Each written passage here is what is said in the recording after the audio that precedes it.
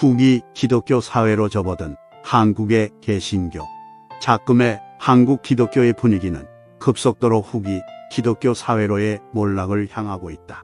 교회, 세습이니 가나안 성도니 하는 현상들은 바로 그처럼 후기 기독교 사회로 몰락해가는 붕괴의 잡음들이라 할 것인데, 실제로 한국 사회에서 기독교는 더 이상 문화적으로나 윤리적으로나 간의 사회에 대해 선도적이지 않으며 오히려 문제거리가 되고 있다.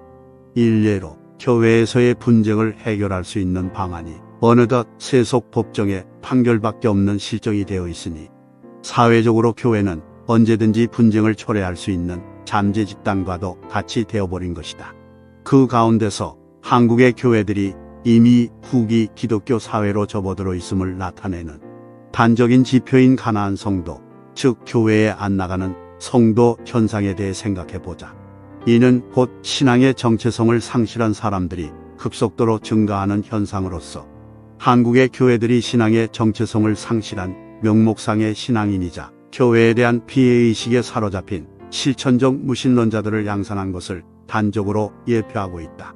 사실 가나안 성도의 현상은 교회사에 있어 비교적 최근인 1920년대 일본의 우찌무라 간조나 한국의 김교신 함석헌에서 잠시 유행했던 무교회주의 현상과도 같은 맥락에 불과하다. 그리고 그 뿌리는 영국 국교회의 형식주의에 대한 반동으로 등장한 퀘이커파와 다비파이며, 더욱 깊은 근원은 종교개혁 시대에 있었던 제세례파에까지 소급된다. 하지만 이미 본격적인 교회개혁의 시대인 16세기 프랑스 위그노들의 신앙 고백서에서부터 무교회주의의 현상에 대한 경고가 아주 분명했었다. 프랑스 신앙 고백 제26조를 통해 위그노들은 고백하기를, 우리는 하나님의 성도의 모임에서 스스로 떠나 개인적인 강구를 드리는 것은 위법이라고 믿는다. 오히려 모두 연합하여 교회의 공동체성을 유지해야 한다.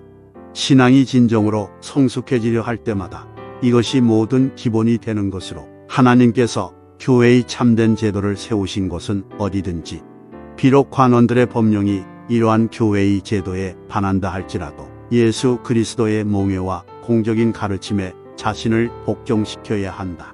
왜냐하면 성도들과 함께하지 않고 다른 곳으로 향하는 것은 매우 비뚤어진 행동이며 멸망의 재앙에 참여하는 것이기 때문이다. 라고 분명하게 고백하고 있다. 물론 소위 가난한 성도들의 입장에서 보면 그들은 교회에 안 나가는 것이 아니라 못 나가는 것이다. 도무지 교회라고 불릴 수 있는 예배당을 찾아보기가 어렵기 때문이다. 그러나 그러한 자들 가운데 신앙의 정체성이 분명하기 때문에 그처럼 행하는 경우는 극히 드물며, 오히려 그들이 교회에 안 나가며 인터넷 화상으로 좋아하는 설교만을 취하는 그 자체가 이미 그들 신앙의 정체성 상실을 고스란히 입증한다 할 수 있다. 당장에는 피해의식 가운데서 그러한 행위가 정당하게 생각될 것이지만, 프랑스 신앙 고백을 작성한 위그노들에 따르면 그런 행실은 매우 비뚤어진 행동이며 멸망의 재앙에 참여하는 것일 뿐이다. 그렇다면 그처럼 후기 기독교 사회로 접어들어 있는 한국의 교회, 그 가운데서도 한국의 장로교회들을 다시 개혁할 방법은 무엇인가? 얼핏 한국의 교회들을 망치고 있는 자들이 목사들이니 이제는 신자들이 나서야 할 것이라고 생각하기가 쉽지만 결코 그렇지 않다. 오히려 한국의 교회들을 망친 목사가 회복되고 개혁되는 것만이 한국의 교회들이 개혁될 수 있는 길이다. 이와 관련하여 역시 프랑스 신앙 고백은 제25조에서 이르기를, 우리는 복음을 통해서 그리스도께 동참했으므로 그리스도의 권위로 세워진 교회의 질서는 신성하게 유지되어야 한다. 그러므로 목사 없이 교회는 존속할 수 없다.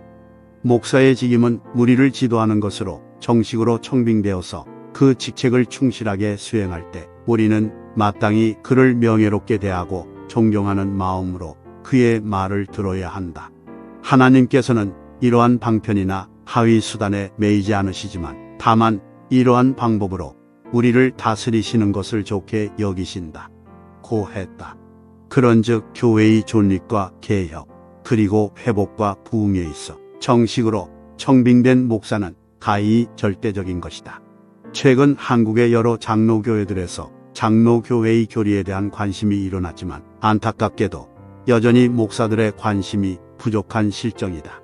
산발적으로 특강 강사의 강의와 신자들의 자발적인 헌신으로 교리를 공부하는 경우가 있지만 회중에게 교리를 지도하는 것은 분명 목사의 직임이니 교리를 배우고 습득할 수 있는 효과적인 방법은 목사의 지도 가운데서 이루어짐이 마땅하다.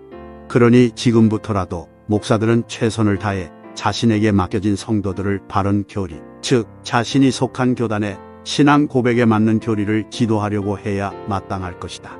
그런 목사들이 늘어갈수록 비로소 교회인 예배당도 늘어날 것이니 그때야말로 안 나가는 성도들이 회중의 일원이 되어 교회를 이루는 진정한 회복과 부흥이 가능하게 되는 것이다. 따라서 프랑스 신앙고백 제25조는 그 말미에 이르기를 이러한 이유로 우리는 거짓말로 말씀 설교와 성례전 시행을 완전히 폐지하고자 하는 모든 환상가들을 혐오한다. 고 고백하고 있다. 여기서 환상가들이란 1차적으로 제세례주의자들과 열광주의자들이지만 오늘 우리들의 시대로 보자면 교회에 안 나가고 모니터에서 나오는 설교를 듣는 것을 예배라고 생각하는 자들을 비롯하여 헛된 설교와 화채설에 가까운 성찬을 시행하고 있는 목사들과 온갖 사도적 은사들을 추구하는 신사도 운동의 사역자들이 전부 거짓말로 말씀 설교와 성례전 시행을 완전히 폐지하고자 하는 혐오스런 환상가들인 것이다. 결국 목사직과 예배의 진정한 회복이야말로 후기 기독교 사회로 들어서는 교회들을 되돌릴 수 있는 거의 유일한 방안인 것이다. 그런 예배의 회복에 헌신하는 목사가 없다시피 하므로 교회가 존속하지 못하며 그처럼 교회가 존속하지 못하므로 많은 신자들이 교회에 안 나가는 자들로 전락해 가고 있기 때문이다.